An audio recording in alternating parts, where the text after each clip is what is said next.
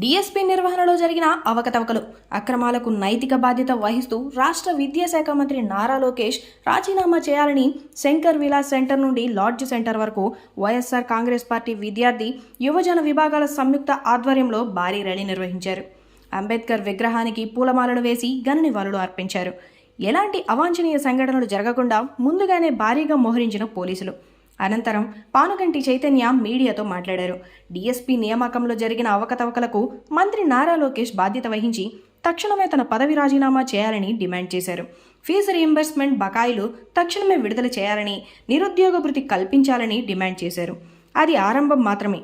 రానున్న రోజుల్లో వివిధ కార్యక్రమాల రూపంలో నారా లోకేష్ రాజీనామా చేసేంత వరకు పోరాటం చేస్తూనే ఉంటామని హెచ్చరించారు.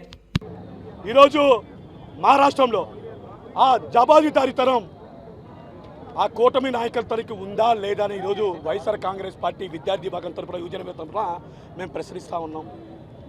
అంతేకాదు జాతీయ స్థాయిలో నీటి పరీక్షకి చాలా ప్రాముఖ్యత ఉంది. మా రాష్ట్రంలో కూడా డిఎస్సికి అంతకు మించి ప్రాముఖ్యత ఎక్కువగా ఉందనే విషయం కూడా నేను తెలియజేస్తా ఉన్నా. లక్షలాది మంది విద్యార్థులు విలువైన జీవితాలు వాళ్ళ కుటుంబాల మీద ముడిపడిన విషయం మనకు తెలుసు. దీన్ని దృష్టిలో ఉంచుకొనే కేంద్ర విద్యాశాఖ మంత్రి నైతిక బాధ్యత వహిస్తూ ధర్మేంద్ర ప్రధాన్ రాజీనామా చేయడం జరిగింది. అదేవిధంగా మా రాష్ట్రంలో కూడా డిఎస్సిలో అనేక అక్రమాలు, అనేక అవినీతులు, పేపర్ లీకేజ్ జరిగింది. అందుకని చెప్పేసి ఈరోజు వైఎస్ఆర్ కాంగ్రెస్ పార్టీ విద్యార్థి విభాగం, యువజన విభాగం రాజీనామా చేయాల్సిందని మేము కాదు చెబుతుంది, వామపక్షాలు, ప్రజా సంఘాలు అందరూ కూడా ఈరోజు ముక్కకంఠంతో రాజీనామా చేయాలని చెప్పేసి, నారా లోకేష్ రాజీనామా చేయాలని చెప్పేసి మాట్లాడుతున్న విషయం. ఈరోజు రాష్ట్రంలో ఎట్లుందంటే చంద్రబాబు నాయుడు గారు, లోకేష్ గారి యొక్క వ్యక్తిత్వం, విశ్వవిద్యాలయ రాజకీయాలు ఎలా ఉంటుందంటే, ఉదాహరణకు మనం చూసుకున్నట్లయితే టీవీ ఆన్ చేయగానే ఒక గుండెడు యాడ్ చేయడానికి వస్తూ ఉంటాడు. ఏమని ఇస్తాడంటే, వజ్రాలు ఒక్కటే ఖరీదైనవి, బంగారం ఎంతైతే కొనండి నేను ఫ్రీగా ఇస్తా, మంజూరు లేదు, జిఎస్టీ లేదని చెప్పేసి ఒక వ్యక్తి మాట్లాడుతూ ఉంటాడు. అది పండాలకి పబ్బాలకి వస్తూ ఉంటాడు. ఇంకొక వ్యక్తి రూపాయి చెల్లించండి మేము మీకు ఉచితంగా బైక్ ఇస్తానంటాడు. 10 లక్షలు కారు ఇస్తానని చెప్పి ఇంకొక యాడ్ ఇస్తూ ఉంటాడు. అదంతా ఎందుకు, సంక్రాంతికో దసరాకో మన ఇంటి దగ్గర పిట్టల ధరలు వస్తూ ఉంటారు. అయ్యా రూపాయి ఇయ్యా మీరు కోటీశ్వరం అవుతా అని చెబుతూ ఉంటారు. అదేవిధంగా ఈరోజు మన రాష్ట్రంలో చంద్రబాబు నాయుడు గారు, లోకేష్ పరిస్థితి అచ్చం అలానే ఉంది. మనం చూసుకున్నట్లయితే రాజకీయ సామెత ఉంటుంది, చంద్రబాబు నాయుడు గారికి బిల్డప్ ఎక్కువ, బిజినెస్ తక్కువ. నారా లోకేష్ గారికి చంద్రబాబు కంటే నాన్న ఎక్కువ ఆకులు చదివాడు.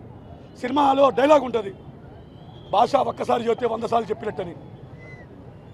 చంద్రబాబు గారు ఒక అబద్ధం చెబితే మా నారా లోకేష్ గారు 100 అబద్ధాలు చెప్పినట్టు. అవునా కదా? అలాగే ఈరోజు రాష్ట్రంలో డిఎస్సి అభ్యర్థులు చంద్రబాబు నాయుడు గారు మొట్టమొదటికి వచ్చిన తర్వాత డిఎస్సి మీద మొట్టమొదటి సంతకం పెట్టడం జరిగింది. ఆ సంతకంలో ఎన్ని అవతోకలు జరిగాయో మీకు చెప్తా. నోటిఫికేషన్ ఇచ్చిన మొదలు అభ్యర్థులకి అప్ అండ్ బ్యాండర్లో ఆర్డర్ ఇచ్చేంత వరకు కూడా ఎన్నో అక్రమాలు, ఎన్నో అవినీతులు, ఎన్నో లీకేజీలు జరిగినాయి.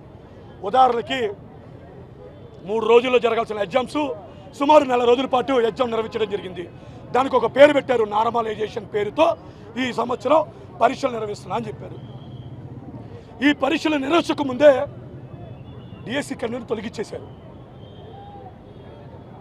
చంద్రబాబు నాయుడు గారికి నారా లోకేష్ సంబంధించిన వ్యక్తిని వేసుకున్నారు. అతను ఎస్సీఆర్టీలోని ఒక జాయింట్ డైరెక్టర్గా పనిచేసే వ్యక్తిని ఒక డిఎస్సి కన్వీనర్గా, టెట్ కన్వీనర్గా నియమించుకొని వాళ్ళకి ఇష్టం వచ్చినట్టు విధంగా అవినీతి చేశారు. రిజల్ట్ వచ్చినాయి.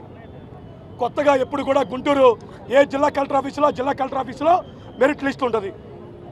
కానీ ఈసారి మెరిట్ లిస్టులు జిల్లా కలెక్టర్ ఆఫీసులో డిస్ప్లే లేదు.